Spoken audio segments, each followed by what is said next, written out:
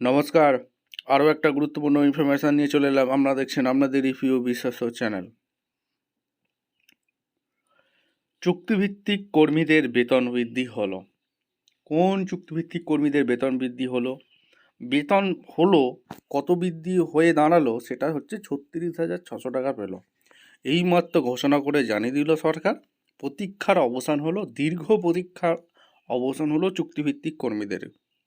আজকের এই প্রতিবেদনে বলবো কোন চুক্তিভিত্তিক কর্মীদের বেতন বৃদ্ধি হলো, কত বেতন বৃদ্ধি হলো, সমস্ত কিছু এই প্রতিবেদনে বলবো। খুব গুরুত্বপূর্ণ বিষয়।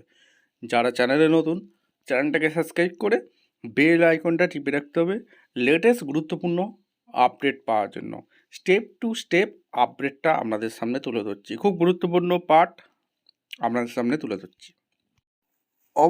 অবশেষে সুখবর হলো, আপনারা একদম অফিসিয়ালি নোটিশ দেখতে পাচ্ছেন, বেতন বৃদ্ধি হয়েছে। বেতন বৃদ্ধি হয়েছে, কোথায় বেতন বৃদ্ধি হয়েছে সমস্ত কিছু বলবো। কাদের বেতন বৃদ্ধি হয়েছে? ভোকেশনাল টিচার যারা আছে তাদের 5% বার্ষিক ইনক্রিমেন্ট হয়েছে। ঠিক আছে, বেতন বৃদ্ধি অনুমোদন দেওয়া হয়ে গেছে, একদম অফিসিয়ালি অর্ডার। আর ন্যূনতম বেতন এই শিক্ষকদের মাসিক সাম্মানিক অনারিয়াম, যেখানে 35,575 টাকা থেকে বাড়িয়ে 36,600 টাকা করা হয়েছে। 36,600, ঠিক আছে। আর কার্যকর হওয়ার তারিখ বলেছে এই বর্ধিত বেতন 1/1/2026 তারিখ থেকে কার্যকর হয়ে যাবে। আর নির্দেশটি কোথা থেকে হয়েছে?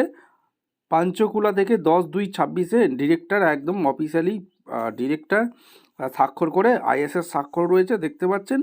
আর এটা একটা দুর্দান্ত বিষয়। আর এই বেতন বৃদ্ধিটা কোন রাজ্যে হয়েছে? ওরা বলেছে হরিয়ানার রাজ্যে হয়েছে, যেটা হরিয়ানা রাজ্যের বৃত্তিমূলক শিক্ষকদের অর্থাৎ ভোকেশনাল টিচারদের এখানে হয়েছে বেতন বৃদ্ধি, ইনক্রিমেন্ট হয়ে গেছে। ঠিক আছে, ভিডিওটা ইনফরমেটিভ মনে হলে আমাদের চ্যানেলে ফার্স্ট টাইম দেখলে চ্যানেলটা সাবস্ক্রাইব করে রাখবেন। আপনারা জানেন সম্প্রতি কেরালার রাজ্যে আশা কর্মীদের বেতন বাড়িয়েছিল 1,000 টাকা, বাংলাতেও কিন্তু বেড়ে গেল। সেরকমই অন্য রাজ্যে যে বাড়িয়েছে, বাংলাতেও কিন্তু এর প্রভাব পড়তে পারে। ঠিক আছে, ভোটের আগে প্রভাব পড়তে পারে। অবশ্যই আপনারা কমেন্ট সেকশনে মতামত জানাতে ভুলবেন না। দেখা হচ্ছে কোনো পরবর্তী ভিডিও। ধন্যবাদ।